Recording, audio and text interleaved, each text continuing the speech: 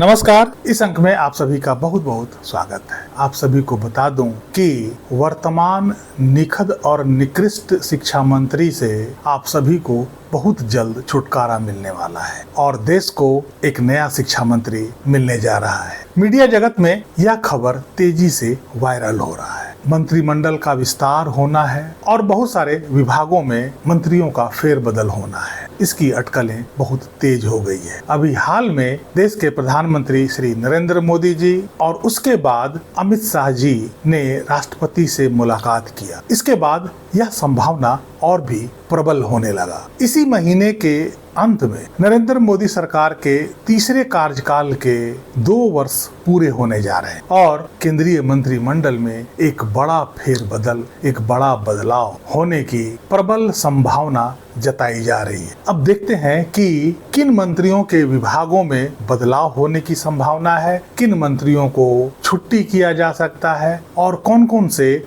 नए चेहरे को मंत्रिमंडल में शामिल किया जा सकता है। अभी केंद्रीय मंत्रिमंडल में जॉर्ज कुरियन के इस्तीफे के बाद कुल 71 मंत्री कार्यरत हैं, जबकि मंत्रिमंडल की अधिकतम संख्या 81 तक हो सकती है। पहले समझते हैं कि आखिर ये अटकलें जो लगाई जा रही है, ये जो संभावना जताई जा रही है, उसके पीछे प्रमुख वजह क्या है। सांगठनिक बदलाव। भाजपा के नए अध्यक्ष नितिन नवीन की नई टीम की गठन की प्रक्रिया चल रही है, इसलिए इसमें सरकार के कुछ मंत्रियों को संगठन में भेजा जा सकता है और सांगठनिक नेताओं को कैबिनेट में लाया जा सकता है। दूसरा कारण, जो सबसे अहम कारण है, जो सबसे प्रमुख कारण है कि आगामी वर्ष 2027 में 7 राज्यों में चुनाव होने हैं। उत्तर प्रदेश, हिमाचल प्रदेश जैसे कई राज्य हैं जहां अगले वर्ष चुनाव होना है। इसलिए चुनावी राज्यों के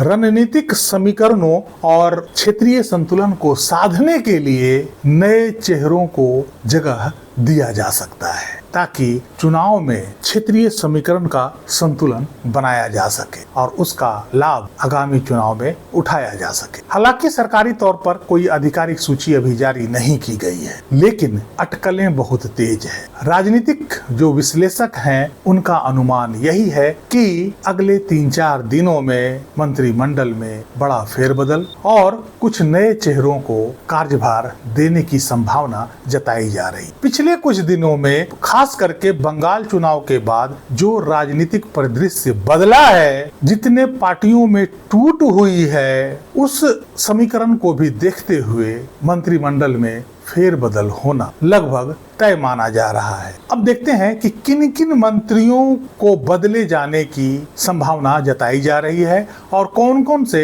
नए चेहरे लाए जाने की संभावना प्रबल हो रही है। सबसे बड़ा परिवर्तन में पहला नाम है निर्मला सीतारमण। इनका विभाग बदला जा सकता है। इन्हें वित्त मंत्रालय से हटाकर मानव संसाधन विकास मंत्रालय अर्थात शिक्षा मंत्रालय दिए जाने की संभावना जताई जा रही है। अर्थात अब कुछ ही दिनों में देश के शिक्षा मंत्री धर्मेंद्र प्रधान की जगह निर्मला सीतारमण ले सकती है। इस मंत्रालय का कमान उन्हीं को सौंपे जाने की ज्यादा संभावना जताई जा रही है। तो आखिर वित्त मंत्रालय किन के पास रहेगा? क्या इसमें कोई नया चेहरा शामिल होने जा रहा है? तो जी हाँ, ये है श्री शक्तिकांत दास, जो भारतीय रिजर्व बैंक के पूर्व गवर्नर भी रहे हैं और वित्त विभाग इनको दिए जाने की प्रबल संभावना जताई जा रही है। इनको कैबिनेट में शामिल किया जाएगा। क्योंकि ये इस क्षेत्र के विशेषज्ञ हैं, इनको वित्त मंत्रालय सौंपा जा सकता है। अगला नाम है धर्मेंद्र प्रधान। इनको एचआरडी मंत्रालय से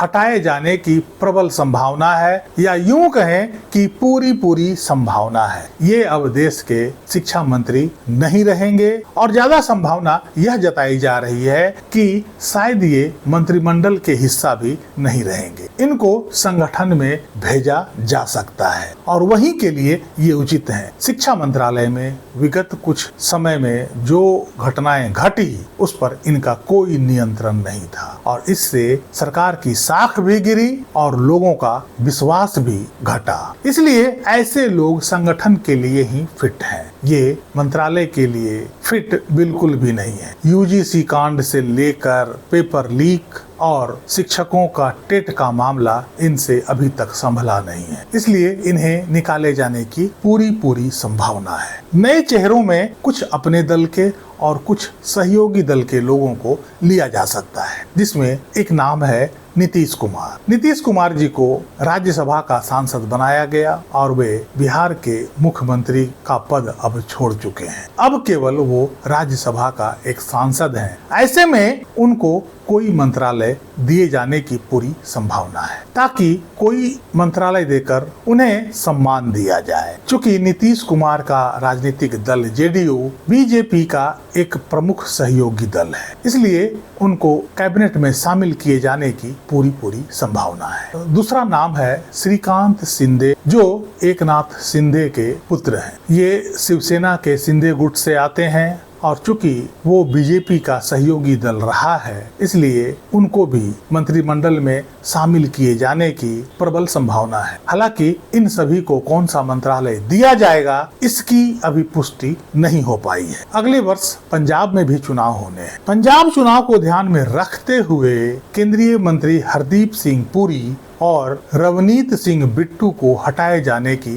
पूरी संभावना है और उनके जगह पर पंजाब का प्रतिनिधित्व मजबूत करने के लिए तरुण चुग, राघव चड्ढा और अशोक मित्तल के नामों की चर्चा तेजी से चल रही है। इन लोगों को भी मंत्रिमंडल में शामिल किए जाने की पूरी संभावना जताई जा रही है। राघव चड्ढा जो आम आदमी पार्टी से बीजेपी में शामिल हुए हैं, उनके व्यक्तित्व को देखते हुए उन्हें भी कोई मंत्रालय दिया जा सकता है। मनोहर लाल खट्टर जी जो वर्तमान में ऊर्जा मंत्रालय का देखरेख कर रहे हैं, उनके पोर्टफोलियो में भी बदलाव होने की संभावना जताई जा रही है। उन्हें कौन से विभाग में भेजा जाएगा या उनको संगठन में भेजा जाएगा, यह अभी स्पष्ट नहीं है, लेकिन उनके पोर्टफोलियो में बदलाव की पूरी संभावना है। प्रताप राव जाधव, इनके भी विभाग में फेरबदल की संभावना जताई जा रही है या इनके मंत्रालय में कुछ कटौती कर दिया जाने की संभावना है। अभी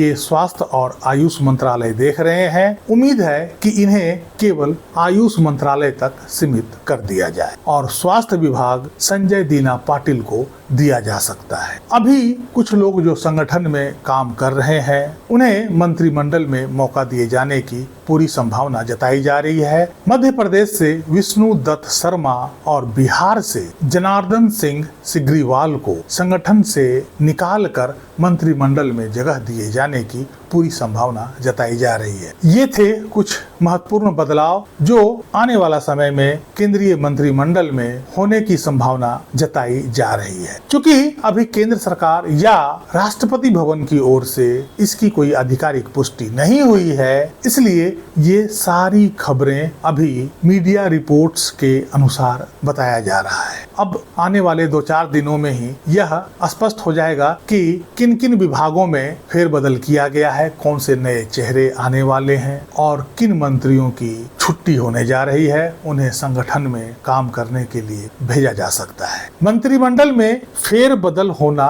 यह लगभग तय है, लेकिन क्या फेरबदल होना है, किन किन लोगों को लाने की प्रबल संभावना हो सकती है, ये 2-4 दिन में स्पष्ट हो जाएगा। लेकिन इतना अवश्य है कि धर्मेंद्र प्रधान जी को शिक्षा मंत्री से छुट्टी निश्चित रूप से दिया जा रहा है, क्योंकि यह विभाग उनसे संभल नहीं रहा है। अब देखते हैं कि जो नए शिक्षा मंत्री बनते हैं या जिनको शिक्षा मंत्रालय का पदभार दिया जाता है, वे शिक्षकों के इस समस्या का निवारण किस प्रकार करते हैं। अब शिक्षकों को नए स्तर से नए शिक्षा मंत्री के पास मिलना होगा, उन्हें ज्ञापन सौंपना होगा, अपनी बातें रखनी होगी और उम्मीद तो यही जताई जा रही है कि नए शिक्षा मंत्री निश्चित रूप से शिक्षकों के इस समस्या पर ध्यान गंभीरता से देंगे और उसे निवारण करने का निश्चित रूप से प्रयास करेंगे। इस अंक में यहीं तक। कैसी लगी जानकारी कमेंट करके जरूर बताइएगा। नए शिक्षा मंत्री से आप सभी को